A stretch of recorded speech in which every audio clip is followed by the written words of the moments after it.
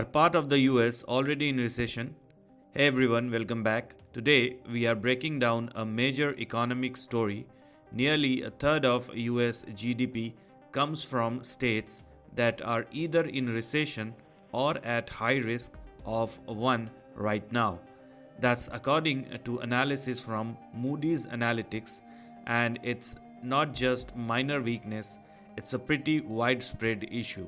Economists define a recession as sustained downturns in economic activity, things like falling GDP, rising unemployment, dropping retail sales, and fewer building permits. By looking at all those indicators, from employment numbers to tax revenue, analysts can estimate where economies are struggling.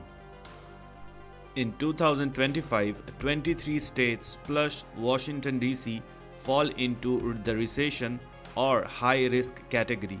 These states, collectively responsible for about one third of the nation's economic output, are showing signs of strain compared to the national average. Here are some examples of states in recession or at high risk: Georgia, Michigan, Massachusetts, Illinois, Washington, Minnesota, New Jersey, Maryland, and several others. These include many coastal and northeastern economies, places where growth has slowed dramatically compared to the national average. Meanwhile, states like Florida, Texas, and Utah are still expanding, keeping those local economies more resilient. Some major economies like California and New York are not technically in a recession yet, but they are labeled as treading water. That means growth is minimal or stagnant, and if conditions worsen, they could tip into recession. Together, those two states alone contribute over 20% of US GDP. So, why should you care? When a large portion of the country slows down economically, it can impact everything from jobs and wages to housing markets and consumer spending.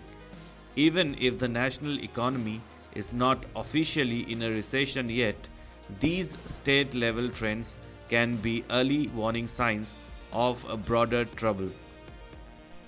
Economists like Mark Zandi at Moody's have been tracking this data closely, and while some areas are stable, others show weakness that can influence national indicators in the months ahead. To summarize, roughly 23 states are facing recession or high risk, another group is barely growing, a small number are still expanding.